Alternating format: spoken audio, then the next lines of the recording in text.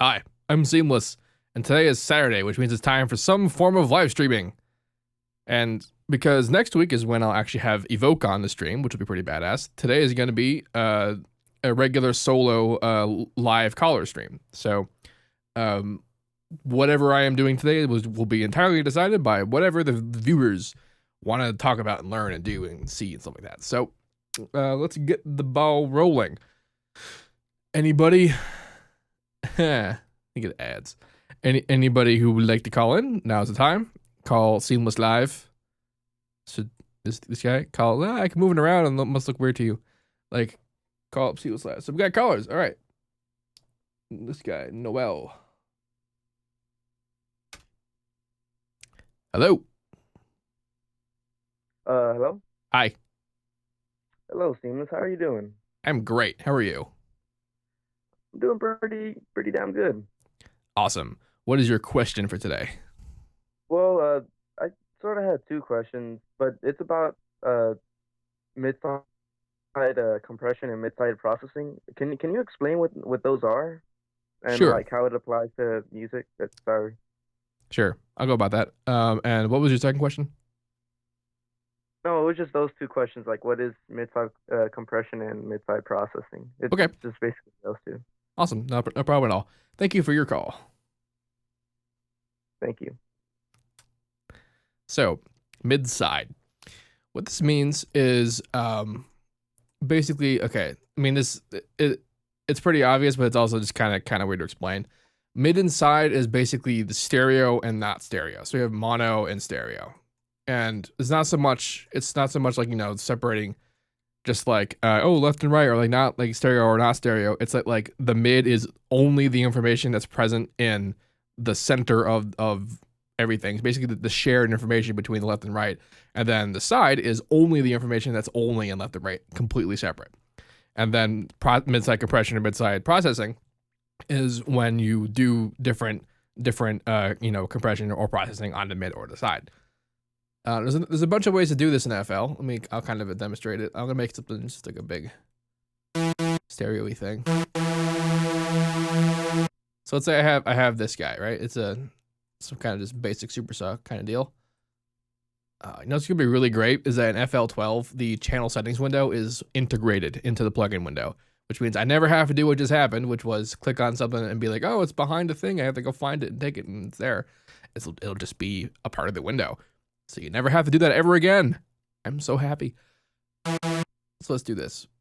Like I said, FL has a number of ways of dealing with it.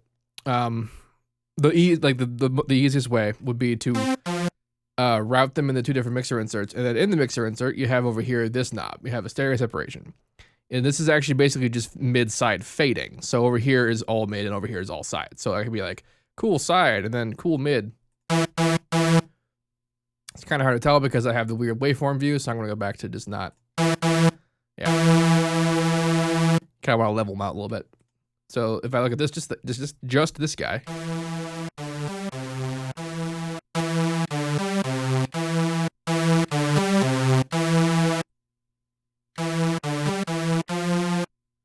And it's like the fading can be a little bit weird just because of how this knob manages that to work. And this is like a quick and dirty way of splitting it, but there are yet more ways. One of the other ways is to use the stereo separator. And I'm actually going to do this in Patcher because of one of the weird things that it does. So I'm going to open up stereo separator, stereo shaper, blah, blah, blah. So according to the manual, if you set the shaper to be everything at 25%, like every fader, which it locks at, it's kind of snaps at. Let's do this. We do this, and then you say route the in-out difference. So now I'm going to actually have to go in here and set another output. Boop. And so now I have two outs. One is going to be the mid, and one is going to be the side.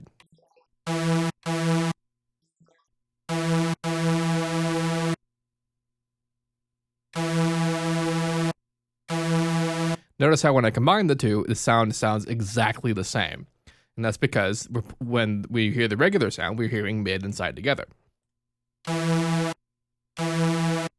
So mid-side processing is where you would apply a different levels of effects on, you know, one side or another.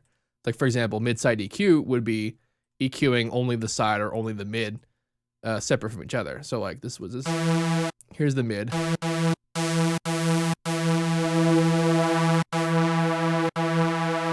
And then here's the side. Wait, did I mute the wrong one?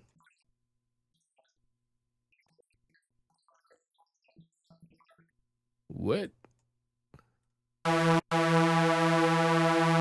that's the mid. I knew that.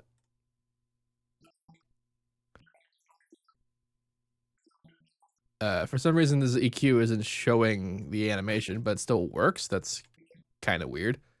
What if I delete it and put a new one in there?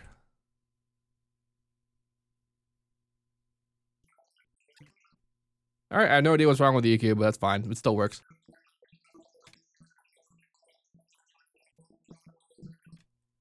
I didn't really do any. I mean, basically what I did here is I said that I wanted the mid to be more present in the actual like mid frequencies. So the high frequencies are actually more stereo than everything else. So this is basically like a EQ different separation of mid or side. And the mid side compression is just the same thing. It's compressing the side or the mids differently according to, you know, if you have what different settings on one another. The last kind of mid side I want to talk about is how Harmor does stereo resampling.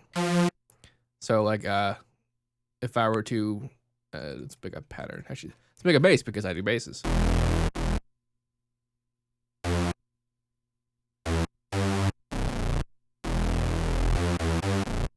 Sure. I'm gonna record it.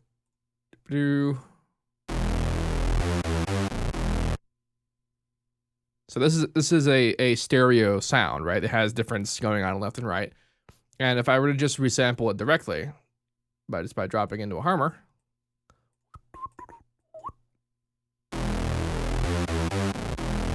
we get just mono. But what you do is you also load it into part B, which I'm going to do manually because if I dragged it, it would create a second drag sample. Although I guess I could have just got it here instead of waiting for it to open the hard drive, which is what's doing.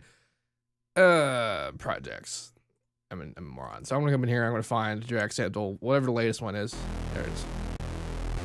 So now A and B are both loading it. However, if I were to just play B by itself, it's still mono. What I have to do is I have to go to advanced and click on the side button. And what this does is it switches whatever part that we engage side on to be just the side. And I play them both together, and you get mid and side. So now you're able to independently control stuff for the mid and the side and resampling and Harmor, which is pretty badass. So like, so what I'm going to do is if I do part linking, then whatever I set, you know, to be different will actually follow both sides. But then if I were to like go on part B and turn the sharpness down and, what else? Turn the scale.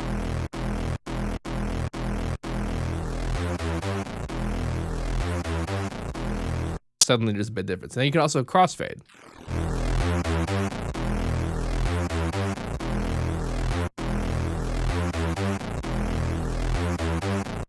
Which is a good time.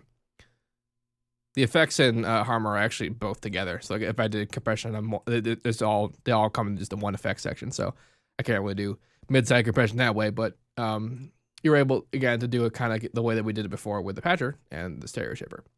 So I hope that answered your question. Let's see what the chat says. Plugin picker not showing.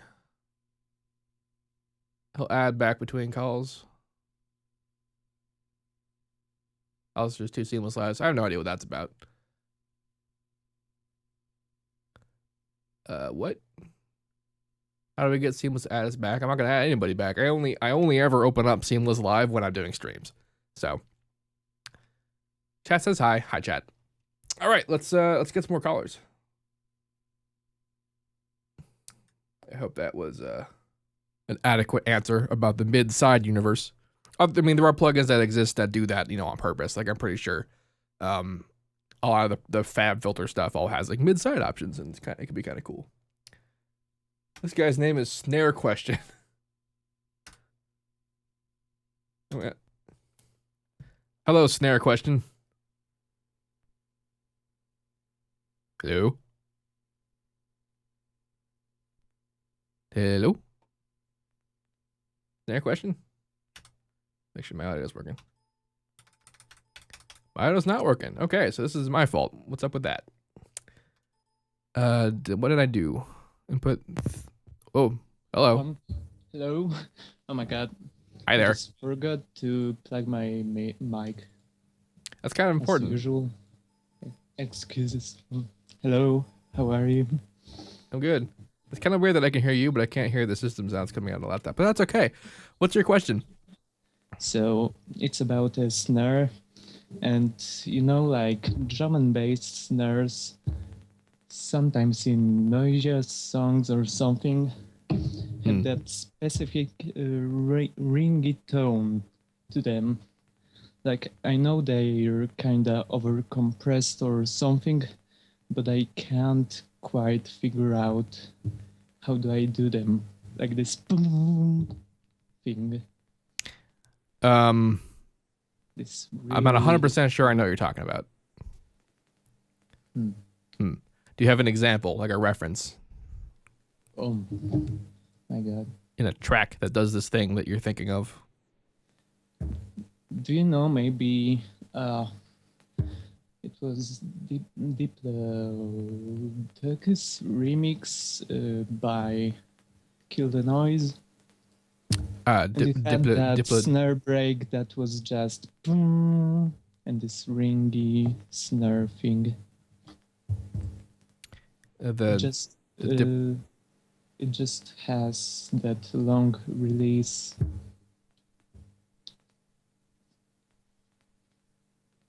And there's a lot. I mean, there's a lot of things that happen in that track. I don't remember specifically. Give me just a second, please. Go for it.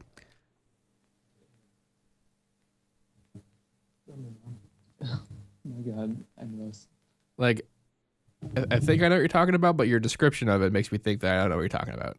Yeah, I know, cause yeah, not native, and I have difficulties with explaining stuff sometimes. That is quite all right. I'll mute myself for a second so you can't hear me listening to that. Sure. In the meantime, I will talk to the chat. So, why does it give you silence if you make an RM loop or white noise without an FM loop? Modulating, if you, or white noise with an FM loop. I'm confused by your question.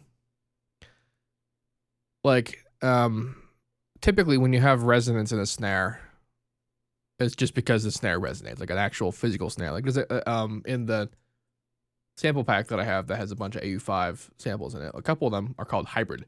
And I'm assuming because those are a combination of electronic samples and acoustic samples that yield a hybridish kind of sound. And they have sort of resonant stuff with it. That kind of metal sounding kind of deal. And like when you say snare resonance, that's what I think of. That's what I think of. And like that's just a thing that happens with acoustic samples that they're tuned, the snares themselves are tuned in such a way that like they resonate because that's the tone of the drum itself, and also the tone of like the snare heads tuning and the bottom tuning and the size of the actual instrument. Same thing with toms, you know, when they ring or resonate, they usually lower because they're bigger instruments are wider. That's where that comes from. And once again, if you want that sample pack that I just played, that's from Isotope's Break Tweaker. You get Break Tweaker, you get that sample pack. They may or may not sell that sample pack separately. I don't actually know because I got it when I got Break Tweaker. So.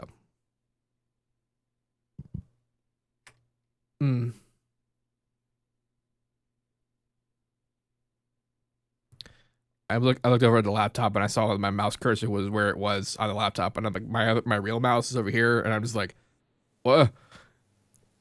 I'm not used to running multiple computers. Also, I put up a picture of my current desk setup on Facebook right before I started streaming, and one person commented being like, "So is this all coming from your laptop, or do you have a desktop somewhere?" And I realized you can't actually see where my desktop is because it's underneath my desk. So people actually have the impression that I'm running all these monitors and shit off my laptop, which would be just precious. It's not what's happening. You know if your calls go through if I answer your call. Right, so I have difficulties finding an example right now. Excuses. All right. Well, I'm gonna go ahead and say that what you're looking for is probably a lot of reverb. I'll just try to figure out myself. Yeah, it's always good. Well, that's fine. So I guess we had a nice discussion about snares. Yeah. So. Yeah, going to check on that later. All right. Well, thank you for your call. Yeah, thank you. Bye. Bye-bye. All right, let's have another call, just because we already kind of did the post-call chat. I hope I answered that guy's question. Like I do hope that he got information. I mean, he'll have to watch the stream later to hear what the information was, but I hope that, how do you get your loops out of break trigger in your track list? Man, really? Like, spam. Okay, new rule. You can repost your question if it goes off of the page, which I guess is different for everyone else. But three times in a row is spamming, so don't do that. George. All right, lots of calls. Ooh, lots of calls. This guy called before. Oh, he hung up. Never mind. This guy's name is Scattered. Hello. Hi. What's up? No, not George. No, you're not George. Nope. I know you're not George. You should probably What's mute up? the stream if you haven't. Yeah, that's probably a good idea. Give me a second. All right, cool. Hi. Hi there. He has video on, but you guys can't see it. Oh, I'll turn the video off. It doesn't matter. All right, what's your There we question? go. Well, actually, if I could, I might be able to help shed some light on the last guy's question, and I have my own question. Being a drummer, I'm very, very particular about how a snare sounds, and the resonance that you get is actually, it's really funny. It's kind of a standing wave between the two heads, which sounds counterintuitive because you'd think that with the batter head and the reso head, they would want to resonate a particular way, and they don't resonate at the same frequency all the time, not all the time, but when they do, then you get that standing resonance, that long doom that he's talking about. So I mean, I guess you would have to try and simulate that through an EQ or something later on, but so that's that. My question is with Harmor. All right. Now, I've been watching all of your how to basses and everything, and there's a lot, and it's really awesome.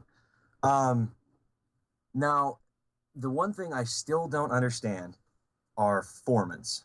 I don't get it at all, and I've been trying to figure it out. I just can't grasp the concept. So maybe if you could, give me a visual on how exactly that works, that would be awesome. Neat. All right. Here's the thing about formants is that a while ago someone asked like, what are formants, just like what are they kind of thing, and like I don't really know, and I haven't really bothered to look it up, like I'm sure you could, but my understanding of like formants jazz is basically parts of the spectrum that are identifiably Steam is still on. I'm gonna turn that off. Goodbye, Steam. All right. So my understanding of formants is that, well, I mean, you can talk about like formant positions, because if you actually look up formants, you can find a Wikipedia page, and there's a bunch of graphs that show like EQ shapes that form vowel shapes. and you get like vowel positions, and like that's related to formants, I guess. Like it's probably a way more technical understanding about what it is, because as well in Harmor, like good thing you brought that up, is that like I'm not really totally sure what it keys into when it moves formants around, but for example, in like I can sort of show this. I'm gonna hang up on you so that you can look at this on the stream, because otherwise you can't see what I'm doing. Hey, that's fine. Thanks a lot, man. Thank you. Yeah. So back in the day of my original like resampling experiments, like I would do lots of format mutation. Like I would take the format knob and like move it around and kind of do stuff. And like, you know, a lower format will make it sound darker and a higher format will make it sound brighter. But especially on a sound like this that doesn't really have it, like this supersaw thing. Like if I were to do that, like turn the mix up, almost nothing happens. And I'm pretty sure that's because Harmor keys into formats as being some kind of like spectrum, like holes in the spectrum kind of thing. And what I mean by that is like if I were to have recorded the sample out as that, and then I would like the format shift it, like this behavior is what it would move around, like when you did that kind of stuff. And like I'm sure plenty of people even in the chat even like actually have a pretty decent understanding about like the technical like reasons of what formats are, but I almost only ever use it in regards to stuff like voice modulation or like this resample stuff. Kind of mess around with that. In fact, let's actually gonna record this out just to see what will happen if I try and mess with that with Harmor in regards to formats. That's the wrong thing. Root note, motherfucker. I should probably swear less. I've never cared though. All right. So now there's like very obvious movement. I'm not gonna do mid-side or whatever. I'm just gonna look at one thing. So if I were to turn the format mix on, it's kind of hard to see. Like if I just turn the speed off, it would just went. See what it's doing? It finds the differences in the spectrum and it moves them around, but it keeps like the regular, like the note values, the harmonic content, like correct.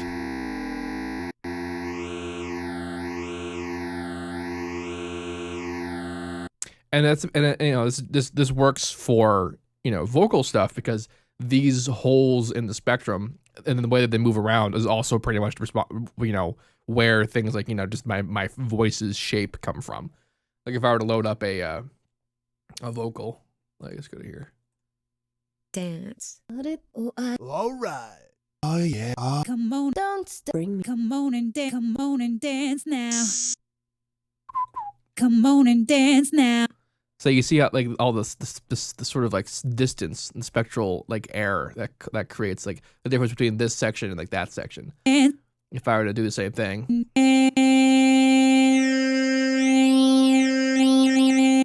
it moves around where those holes are, which makes it sound deeper or brighter as a result, just because of the area of the EQ that it occupies.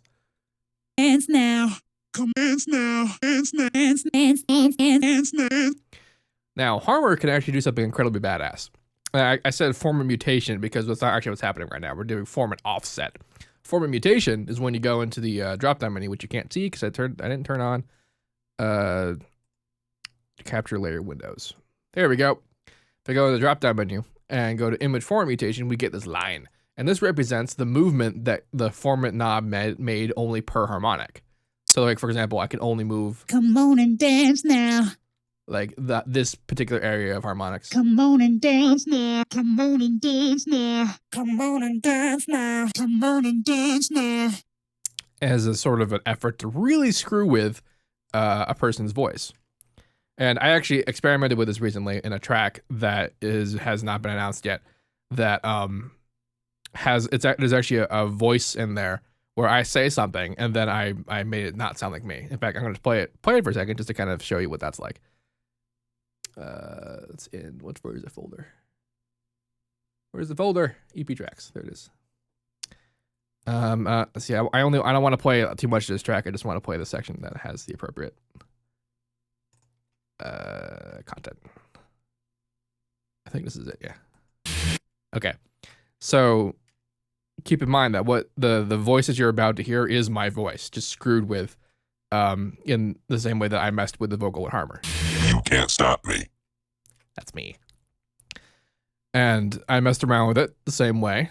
Not so much that I just turned the formants down. I actually manually chose which section of the formants to move around to get a more interesting result, like with this vocal. Come on and dance now. And then, I resample it a bunch of times, but that's kind of how that works. I hope that was helpful. You'll probably get more, better information from like technical sources about what a formant is, and especially. But I mean, that's not going to help you figure out how Harmer processes it. All right. Let's see what the chat's saying. ISP can't stop me. It is not vocoded.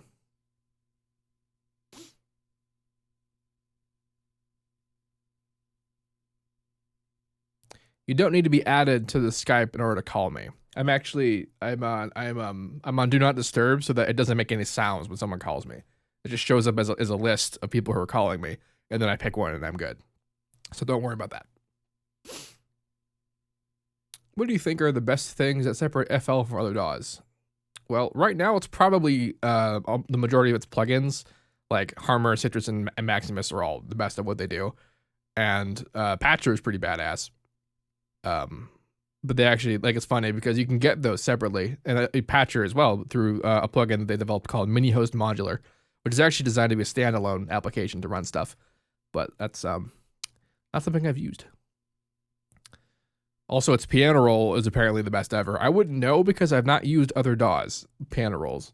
But the few times that I have, when I used Reapers, it's so old looking. It looks like they thought that Cakewalk's first piano roll that they ever made was fine, and then they never decided, they just didn't want to upgrade.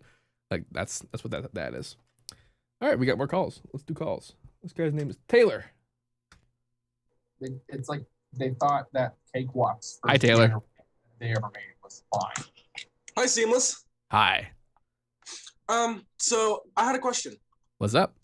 Surprise, surprise. Okay, so you know where all your samples are in FL, right? You open the folder and then you're going through your kicks and snares, etc., and so forth. Yep. So I don't want to save that to my C drive. How do I go from another hard drive and then link it into FL Studio without having to use up all my hard drive space? Okay, that's actually pretty straightforward. I will go about answering that question. Thank you for your call. All right, thank you. So you can actually put in additional search folders inside the thing. And I don't just mean what I did here, which was I put on in the packs folder, I have this other folder that's called extra, and that's just in the folder. I went in the directory and put the folder in there, and that's where that is. But you can actually add more that are not here. And the way that you do this, let's see, I haven't done this in a while. I guess you have to go up here. It's in options. General project file. It says the data folder. It's not the same thing. File. Yeah. All right. Browse extra search folder. So this is where you do different things. So if I want to put in a different folder, let's go to one of my other hard drives. G. Project data. So let's look for that's confusing. Let's look up yeah, well, okay, it's a different thing. So let's use that. Boom. So now project data shows up, and this is actually on another hard drive. It's not on the C drive. So that's how you add new folders. And you can add, as you see, you can add a whole crap ton.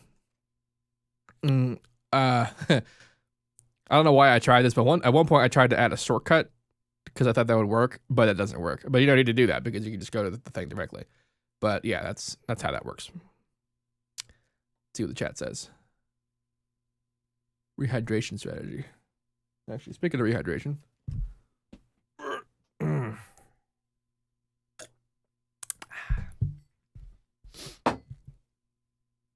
Hell yeah.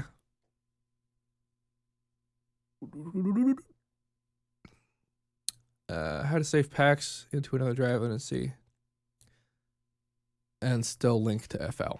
Yeah, that's what just happened. I hope that was sufficient because that's the answer. Yeah. So we already got question on Formants. Another one? Same guy? Oh, that's not the same guy. Hello? Whoa, hello? Hi. Oh, hi. This is cool. Okay. Wait, first of all, how many questions are we allowed to ask? I would prefer one, please. Oh, okay.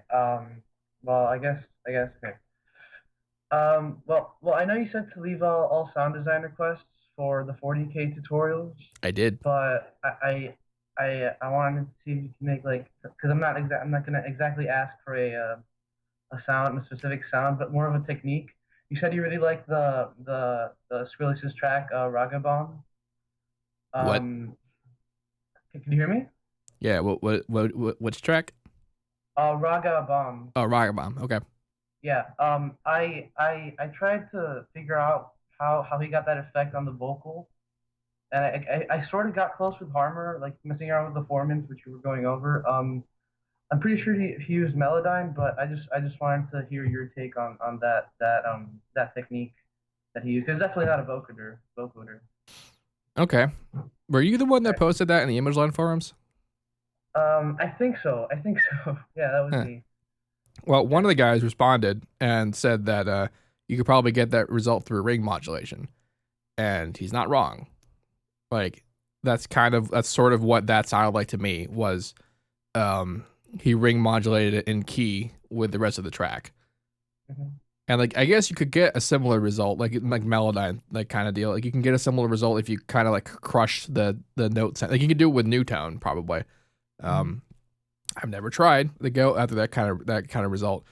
How exactly that you would ring modulate it could be a bit difficult just because there's not really a plugin that just is a straight ring modulator that could be tuned and whatever. Although one time I did make a left-right ring modulator in SynthMaker. Yeah, I remember that. Which kind of does the job. Like you can input like a citrus waveform and then ring modulate the voice on the other side. It'll probably be a little bit choppy, but then again, that's how the voice sounds, is a little bit choppy. So mess around with that. All right. Thanks a lot. Thank you for your call. Sure. Let's see what the chat's saying. The star sprinkled banner. How do you get voice samples of vocals whatever from horror movies stuff without copyright causing issues, stuff like that? You can't. Like you could use public domain stuff, like movies that have been out for so long that no one has copyright on it. Although those are pretty few and far between because they get renewed. But it's referred to as that's sampling. So it's the same copyright laws was just sampling. So deal with it. This guy Matt's been calling a lot, so let's answer his call. Answer. Hello, Matt. Hello. How are you? I'm fine. How are you? I'm excellent. What is your question? Matt? Yeah. Can you hear me? You got really quiet all of a sudden. Oh, turn it off. Like inaudibly so. Can you hear me now? That's a little bit better, but you're still really quiet. Don't think I can do anything about that. I can really barely hear you. Hold on a second.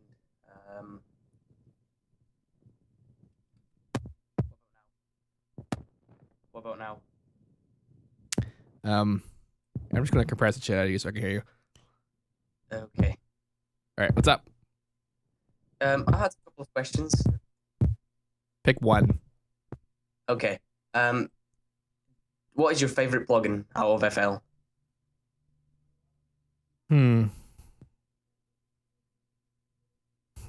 That's a tough one. That's tough. I mean, it changes, but oh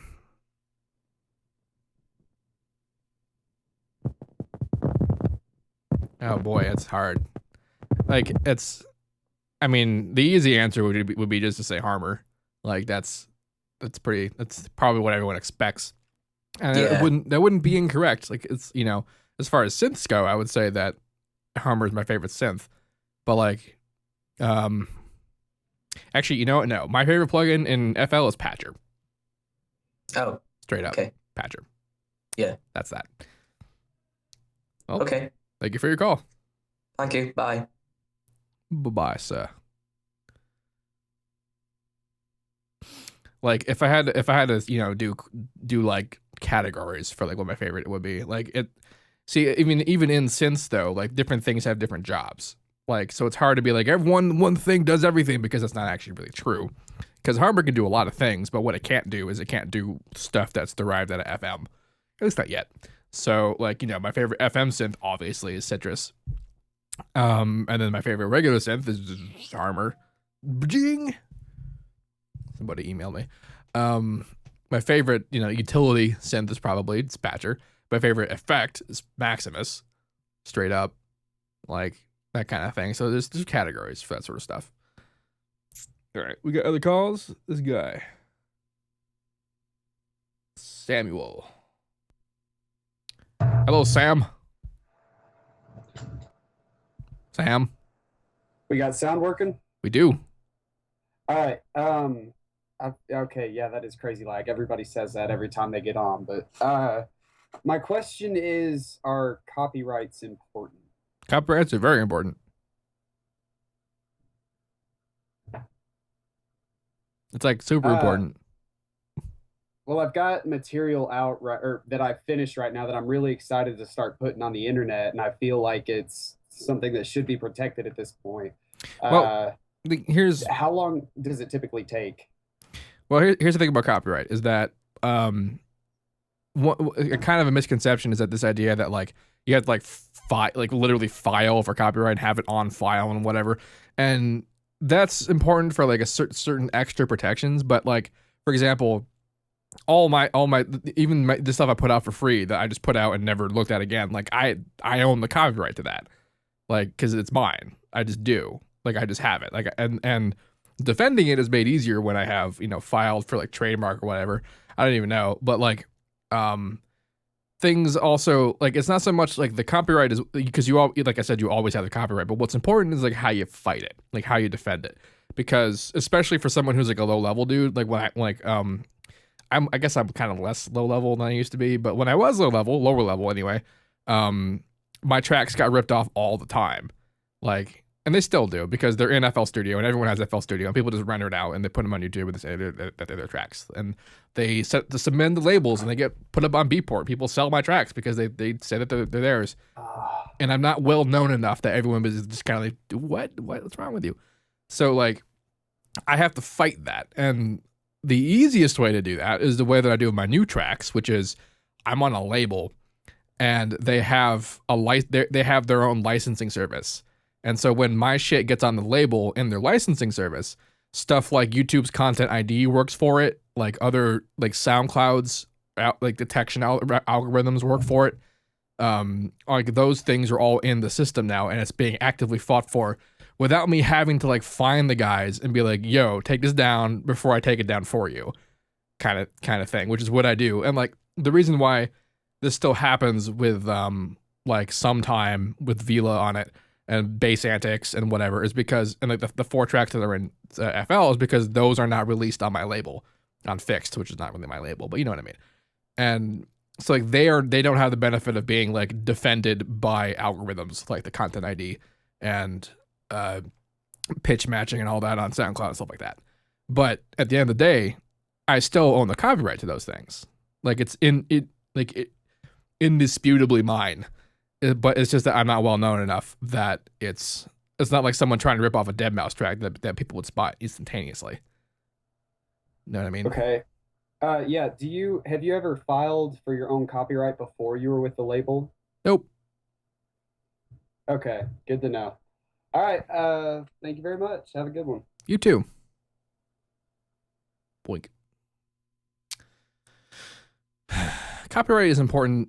Not like, I mean, you, like I said, you always have your copyright. Like if the second you make something, it's yours, you know, and it's easier because like, you know, they're my projects and they were paid for and that kind of thing. I think for real, Like actually ImageLine went to bat for me on what's this service? OneNote or something. It's kind of like CD Baby. They let you put your stuff up on like Beatport and stuff. I don't remember the name of the service, but it's pretty popular, and it's like a haven for people to put up stuff that's mine and like try and sell it.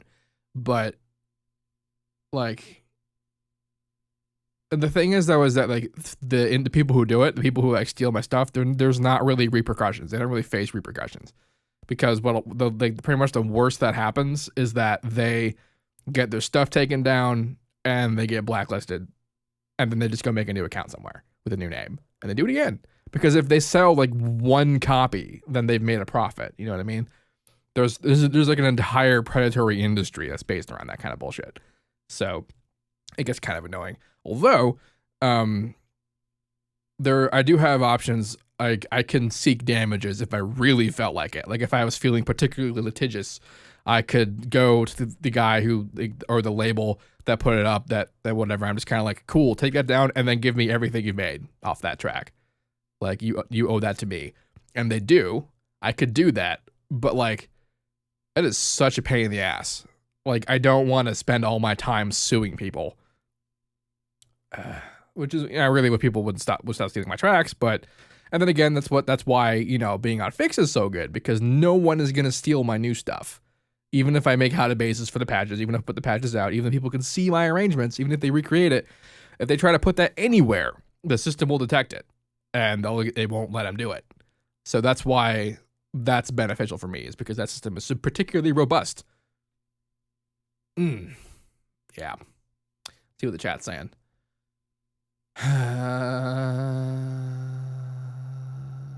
Okay, so stuff in FL that's copyrighted. You're actually not allowed to use stuff that's in the demo files. Like you're not. There was this whole thing a long time ago about a dead mouse track and the loop faxing Berlin. That was, people used that and they got sued, that kind of thing. Like you're not allowed to actually use the content itself, not even the vocals.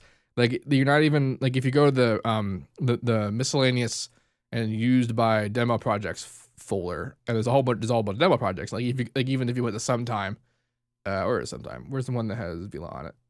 Oh, it's not even in here. It's in the new stuff. Does it not have a folder for that?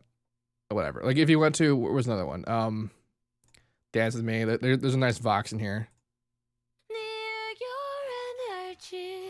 Like you're not allowed to use that.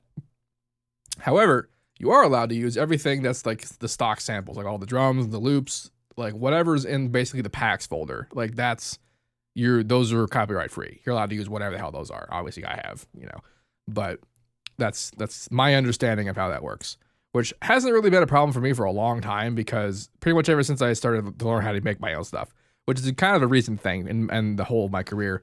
Like, because I only really started doing this stuff that people know me for maybe 2.5 years ago. So for the 7.5 years before that I was doing stuff, I would do things like find loops and take vocals and, sample shit, because I wasn't good at making stuff. But yeah. All right, calls. Toki Wartooth, hell yeah. What's up, Toki? Oh, hey man, sorry. Just let me close this. Hey bro, sorry, this is a little bit surreal. Okay, I have 2 questions. Is that okay? Pick one. All right, sure. All right. So in a recent video made by Future Music featuring the drum and bass artist Rezo, he had a particular technique to sort of like create cohesion with his percussion, and what that technique was to route all of his drums to a bus, except for the kick, obviously, and then send it to a reverb send to sort of make it sound as though it was in the same room. And I've been sort of endeavoring to implement that into my own tracks, but I'm having difficulty finding the correct reverb settings to use on, you know, drums of that caliber. So I was wondering if you could sort of elaborate on, you know, what kind of reverb settings you would use if you were processing drums with that in mind. Okay. I actually know exactly what I would do about that. So I will do that. Thank you for your call. Sweet. See ya. So I've not seen this video that he's talking about, but this actually was a thing that me and some other guys thought about before. So I'm gonna get some completely unrelated drums and make like a shitty loop. Let's do drum and bass because whoa, not 400, 174, and like really terribly super unrelated stuff.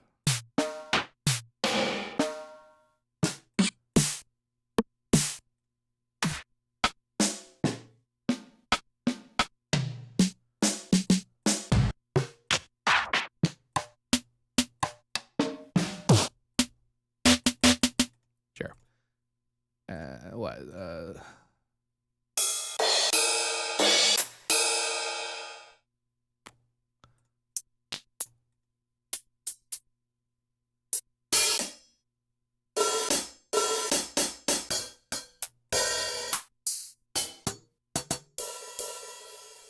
All right. So I've got a bunch of just like dumb samples that absolutely control shift L. Let's make a loop. And they're all muted. All right, now let's make a loop. Doot. These two snares and like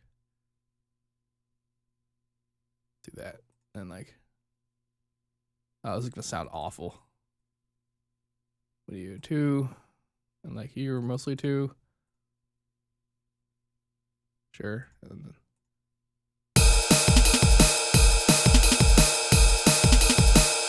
God, it's awful. All right. Turn the ride down. Actually, I'm gonna shorten the ride totally, like a lot.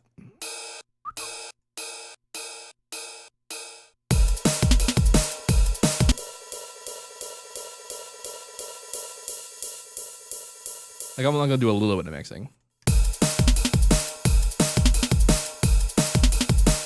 All right, so that's pretty terrible. So what I'm gonna do now is I'm gonna do the whole bus thing, and I'm gonna do the reverb kind of deal. But I'm actually not gonna use a traditional reverb plugin. I'm gonna use the Convolver. And the reason why I'm gonna use the Convolver is because its specialty is recreating reverb profiles of things. Could either be a real space, which is what I like about most about it, or it could be a device. But in the real spaces, we actually have things like different room types and halls and kind of stuff, chambers, and can even do really big ones like swimming pools. Or we can go to like devices.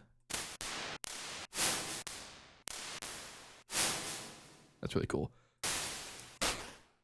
We have like, different like room ideas and stuff like that. And you can get impulse responses, and that's what they're referred to as, these files. Impulse responses you can get online anywhere. You can just Google convolution reverb impulse response. Convolution reverb impulse response. And you'll find people who record these just for fun. Like they go to rooms, they go to places, and be like, this is what this room sounds like, bam. This is what that room sounds like, bam. And the idea is that you can take these. Actually, I was using that for something else. These balance mastering impulse responses are impulse responses taken at a club through function 1 systems. And the point of these is that you put them on your master chains to hear what it would sound like for your track to be played through a function 1 sound system in one of these clubs. And the idea is that you listen to it and it sounds shitty, and then you mix it better. That's the point. It's not perfect, mind you, but that's what that's for. I found that I write it. So I'm actually going to use like that guy. So drag it. No. Like if I turn the dry off completely.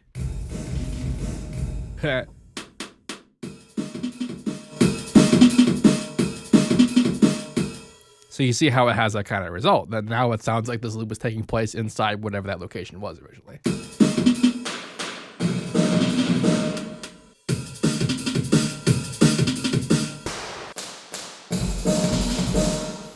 These are all big spaces, you know, they're all designed to sound like halls and stages and shit.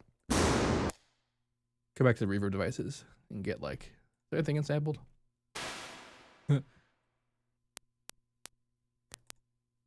These are for the those are for the linear phase EQ settings. So it's like a room.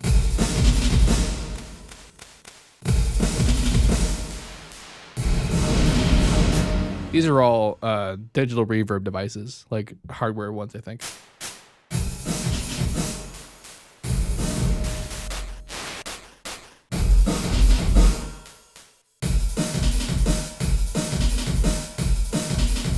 Actually sounds pretty good.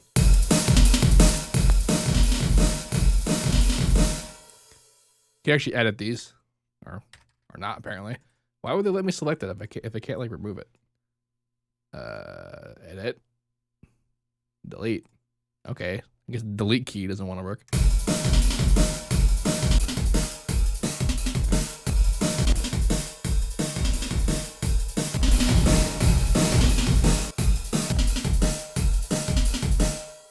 And then if I were to compress all this together,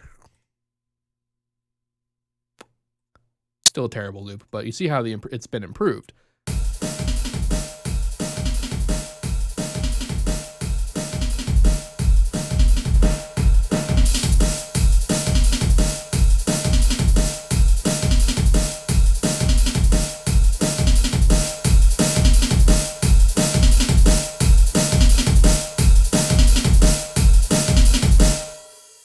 Kind of a weird example, but I hope this like helped you to sort of have ideas.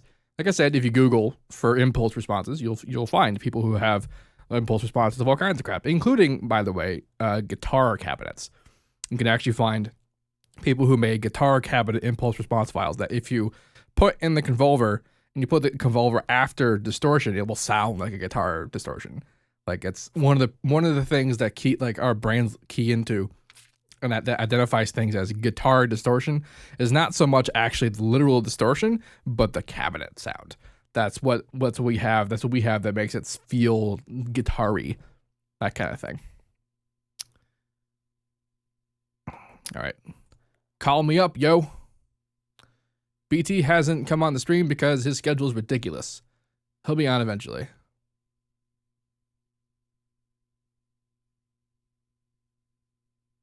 I have my own graphic designer. Well, rather, I have access to a graphic designer that I use already.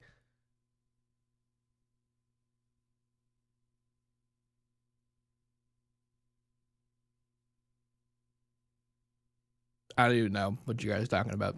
But get me calls, yo. Call into Skype.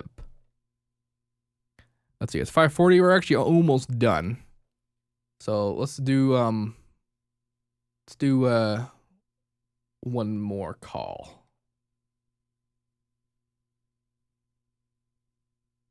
One more call. Tutorial on dupe. Joe Ford doesn't want to be on the stream. I already asked him. Oh, I guess I haven't asked him recently. Asked. Sam, you already called. Frank. I like Frank. It's a nice name.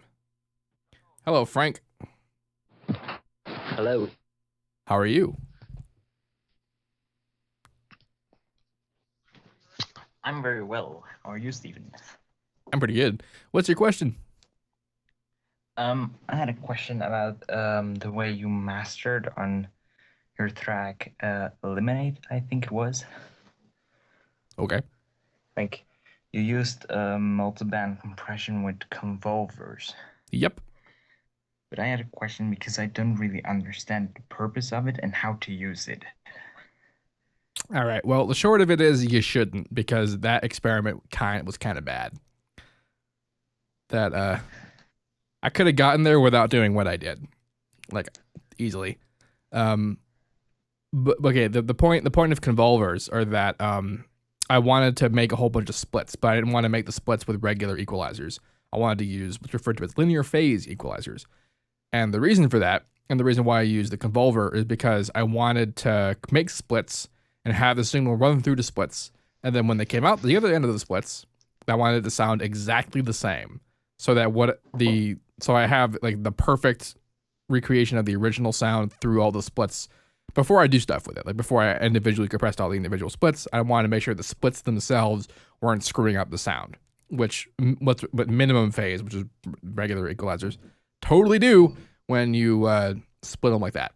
The Convolver has a linear phase EQ kind of preset, and basically what it's a very short impulse response that basically puts through the regular audio all the way through it, and then you turn the dry off, you turn the wet all the way up, and then if you go to the equalizer section of the Convolver, you can make that EQ is linear phase.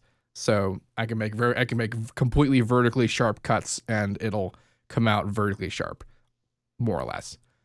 And that's why I did that for that track. Although my